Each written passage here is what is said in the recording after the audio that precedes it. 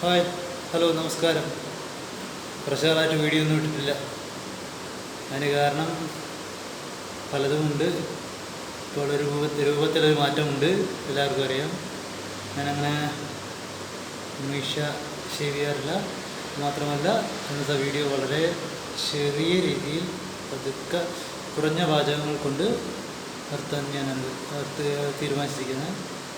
സ്വാമി ശരണം. എന്തായാലും ഇന്നെനിക്ക് നേരിട്ടൊരു അനുഭവം മാത്രമാണ് ഞാൻ പറയുന്നത്. കാരണം may be that was the main reasons for നമ്മുടെ നാട്ടിലെ റോഡ് അപകടങ്ങൾക്ക് പ്രധാനമായ ഒരു കാരണം.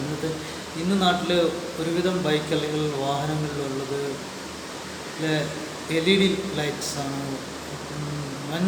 നല്ലൊരു ഫ്ലാഷ് ആയിട്ടുള്ള ലൈറ്റാണ്. പലരും അത് ഡിമ്മാക്കി ഇട്ട് പോയില്ല. അതായത് പ്രത്യേകിച്ച് അപകടമുള്ളപ്പോൾ അല്ലെങ്കിൽ അങ്ങനത്തെ ഉള്ള സ്ഥലത്ത്. ഞാൻ ഇന്നൊരിടത്ത് എൻ്റെ ഫോൺ താഴെ വീണു. എൻ്റെ KSRTC ബസ്സിലൊരു കയറിയപ്പോൾ എൻ്റെ ഫോണൊന്ന് താഴെ വീണു. ജസ്റ്റ് എൻ്റെ ഇതാളെപ്പോയി. അതൊന്നും അതിൻ്റെ പ്രശ്നത്തിൽ ഒരിടത്തൊരു ബസ്സിൽ നിന്ന് ഇറങ്ങി പിന്നെ നേരെ നടന്ന് കുറച്ച് ദൂരം വന്നപ്പോൾ ഒരിടത്ത് ഒരു ബസ് സ്റ്റോപ്പ് കണ്ടു. നേരെ അവിടെ ഇരുന്നു. ഞാൻ അന്നേരം ബസ് വരുന്നോ നോക്കിയതാണ്. അപ്പോൾ ഒരാളുടെ ബൈക്കിൽ നല്ല ലൈറ്റ് ഫുൾ ഓൺ ആക്കിയിട്ട് പോയപ്പോൾ എൻ്റെ കണ്ണിലടിച്ചു. ഞാൻ പറഞ്ഞു, ഒന്ന് ഡിമ്മിട്ട് പോകൂ എന്ന് പറഞ്ഞതേ ഉള്ളൂ. അതിനയാൾ കുറച്ച് കഴിയുമ്പോൾ എനിക്ക് കണ്ണ് കാണാൻ പറ്റുന്നില്ല. ഓൾറെഡി കണ്ണ് തുറന്ന് നോക്കുമ്പോൾ അയാൾ എൻ്റെ ഫ്രണ്ടിൽ വന്നിട്ട് ചോദിക്കുക, നീ ആരുടെ എന്താ ഇവിടെ നിൽക്കുന്ന പണി നോക്കുന്നു. അതയാൾ എന്ത് ചോദിച്ചു, വാ എന്തിനാണ് അത് ചോദിക്കുന്നത്? അയാൾ ചെയ്ത് തെറ്റിനെയില്ല ഞാൻ ചോദിച്ചോളൂ. ഡിമ്മിട്ട് പോകേണ്ടടുത്ത് ഡിമ്മിട്ട് പോവുക. അതും അയാൾ ചെയ്തെന്താണെന്നറിയാമോ? It's clear. ഹെൽമെറ്റില്ല അയാൾക്ക്. അയാൾ ഭയങ്കര ചോദ്യം ചോദിക്കുമ്പം അയാൾ പോലും ചിന്തിക്കുന്നില്ല. അവിടെ ഹെൽമെറ്റ് ഇല്ല അയാൾക്ക്. അയാൾ ഫോൺ യൂസ് ചെയ്തിട്ടുണ്ട്. ഫോൺ ഇങ്ങനെ സംസാരിച്ചുകൊണ്ടാണ് വണ്ടി ഓടിച്ചോണ്ട് വരുന്നത്. അതും ഡിം ലൈറ്റൊക്കെ ഫുൾ ലൈറ്റൊക്കെ ഇട്ടിട്ട് ഏത് നിമിഷം എവിടെ വേണമെങ്കിൽ കയറി. നമ്മുടെയൊക്കെ MC റോഡ് അതിൽ ഏതായാലും നല്ല വളവ് വന്നു കഴിഞ്ഞാൽ പരന്നങ്ങ് പോകും. പ്രത്യേകിച്ച് ബൈക്ക്. അമ്മമാരൊന്നും മനസ്സിലാക്കത്തില്ല. നമ്മുടെ നാട്ടിലെ റോഡുകൾക്ക് ഓടിക്കേണ്ട രീതിയുണ്ട്. നമ്മുടെ നാടിൻ്റെ ഇതനുസരിച്ച് നിർമ്മിക്കേണ്ട റോഡുകളുണ്ട്. ഇപ്പോഴത്തെ നാഷണൽ ഹൈവേ 66 അത് നിർമ്മിച്ചിരിക്കുന്ന രീതി മൊത്തത്തിൽ അപകടകരമായ രീതി തന്നെയാണെന്നേ ഞാൻ പറയൂ. കാരണം ഇറ്റ്സ് വെരി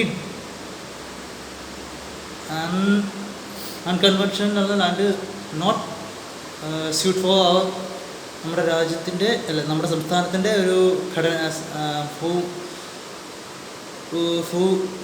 വിഭാഗത്തിന് ഒരിക്കലും യോജിച്ചതല്ല ആ ഒരു നിർമ്മാണ രീതി.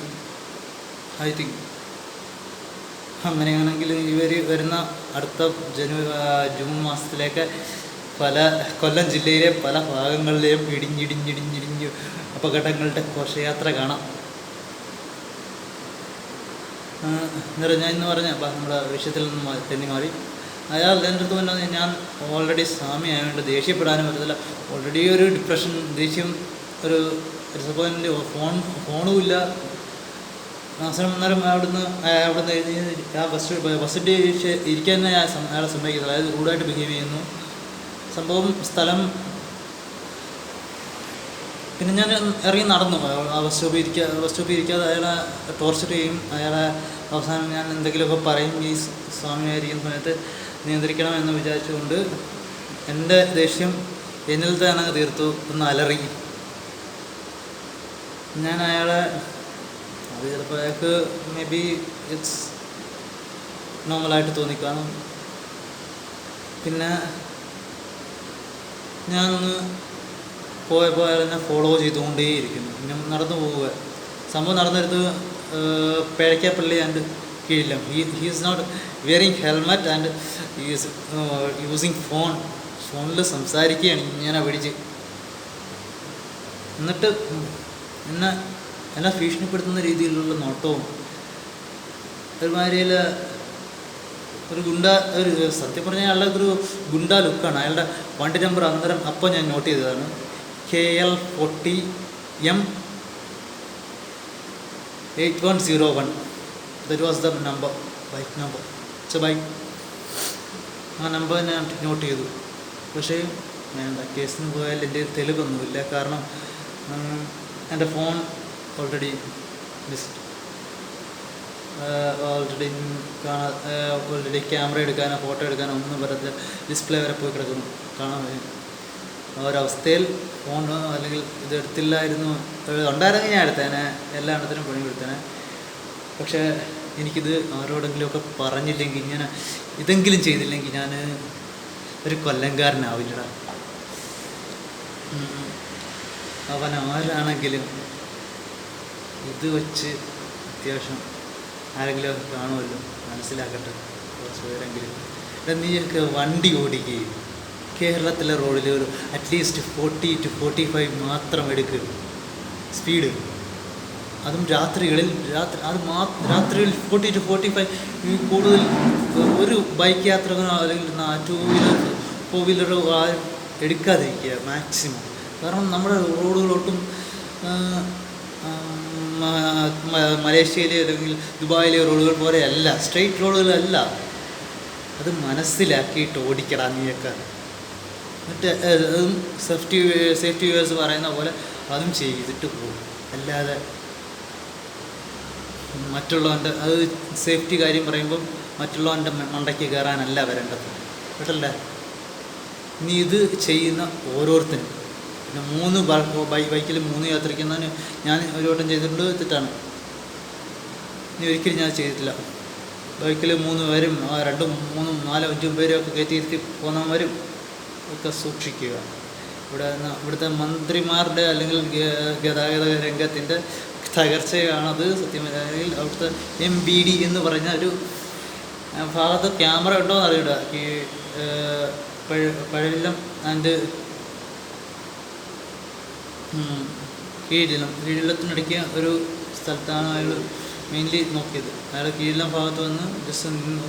ആ സമയത്ത് എനിക്ക് ഒരു ബസ് കിട്ടിയത് ഞാൻ കയറി പോയിരുന്നു. അയാൾ പിന്നെ എന്തെങ്കിലും ചെയ്യുമെന്നൊരു ഭയമുണ്ടായിരുന്നു. കാരണം വല്ലാത്തൊരു വേറെ ഏതോ മൂവാറ്റുപുഴയ്ക്ക് മൂവാറ്റുപുഴ പെരുമ്പാവൂർ റൂട്ടാണ്.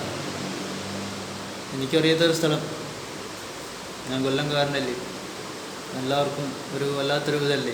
കൊല്ലംകാരനാന്ന് പറയുമ്പോഴത്തേക്ക് തന്നെ അതിനൊക്കെ എന്തെങ്കിലുമൊക്കെ എന്തോ വിചാരം എന്തോ ഒരു പ്രശ്നമാണ്. അപ്പം ഡു യുവർ ബിസിനസ് ആൻഡ് വാഹനങ്ങൾ ഓടിക്കുമ്പം അറ്റ്ലീസ്റ്റ് മിനിമം അതിൻ്റെ നിയമങ്ങളറിഞ്ഞ് അനുസരിച്ച് ഓടിക്കുക. എനിക്ക് 2020 ലൈസൻസ് എടുത്ത ആളാണെങ്കിലും ഞാൻ ഇതുവരെ വാഹനം ഓടിച്ചിട്ടില്ല. പക്ഷേ ഓടിക്കുന്നെങ്കിൽ തന്നെ അത് 4 വീലർ ഓടിക്കാനാണ് ഇഷ്ടം.